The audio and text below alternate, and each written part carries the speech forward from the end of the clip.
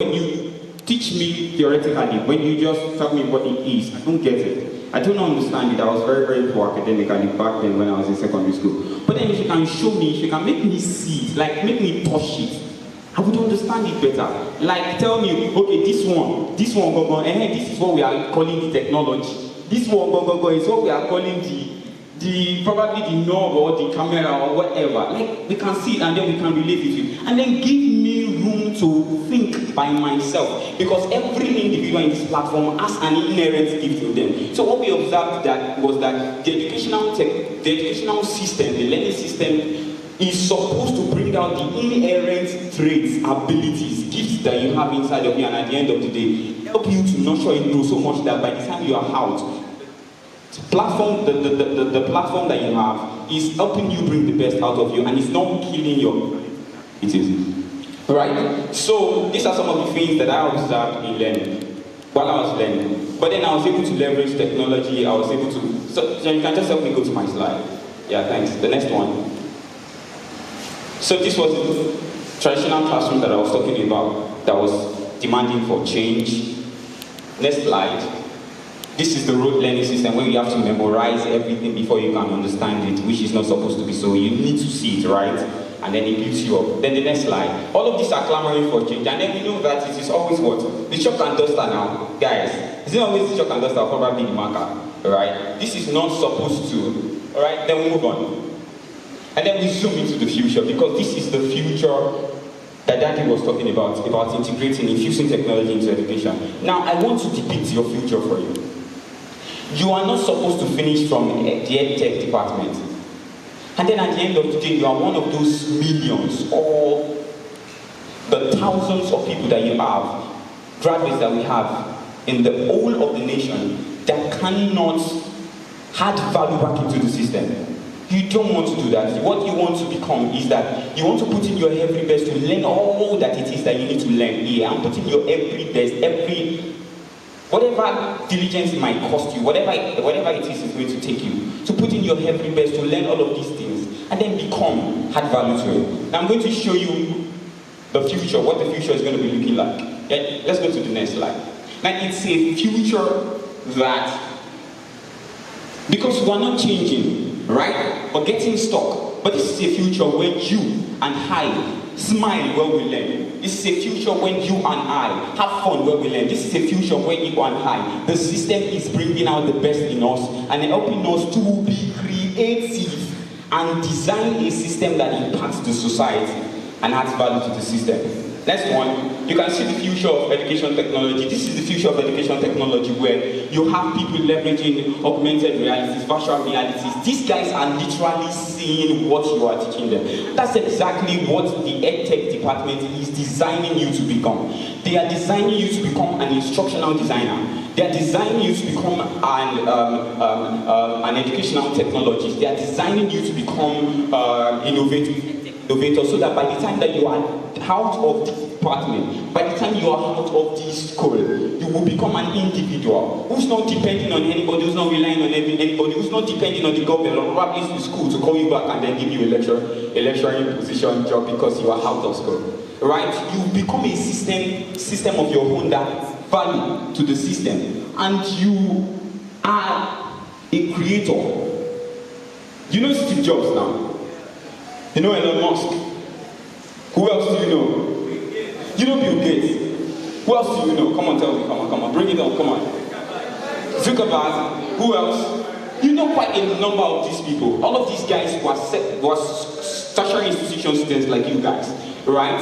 And what they did was they found a fault in the system. That's because these guys have learned the art of becoming a system that can improve a system that is faulty. You don't just come to school and then become like every other student and then you want to cash form, you want to cash cruise, you want to do Yahoo, come on. Yeah, you want to become an individual who always influences a system. You want to become an individual who is a system. You want to become an individual who is also a creator yourself, right? So I'll go to the next slide and then I'm almost done. This is a learning system, the future of education technology, where you as an educator become somebody who makes learning fun and easy for even your every learner, because you are leveraging different kinds of tools to make sure that you make it interesting for the person and you're improving the life of the person. Take for instance, this is what I do in my EdTech startup. Quite big. I'm not quite big yet, but I'm learning, right? Because I discovered that most of the time, a whole lot of learners usually find it very, very difficult to understand because we're just showing them what it looks like. We're just using words of mouth to tell them. We're not leveraging other tools that can make it very, very easy for them and very, very attractive and catchy for them, right? So I checked a particular website. It's called University of Colorado website. University of Colorado, I've been doing this research since I was in 200 level. University of Colorado Boulders designed a system. It's called PhET, P-H-E-T. This is education technology. This is a system where learners can literally look at the system and then the system tells them this is an electron. They by themselves play with it and then by themselves. It is highly, highly interactive. You don't, or probably as an educator, you probably need to just guide them to learn it and then you're good, right? So this time around, I've been leveraging technology to ensure that learners need not struggle like the way I struggle. Like learners need not, and I probably also don't give my lecturers too much stress, right? So we go to the next slide, and I'm almost done. The God of this world, the God of this, quite enough you, everybody is religious here. Probably some set of people are Christians, probably another person is a Muslim, and probably another person is a traditionalist, who knows. But then, another God that everybody in this place don't always honor, respect, value, and take advantage of is what? Everybody, can you chorus it together?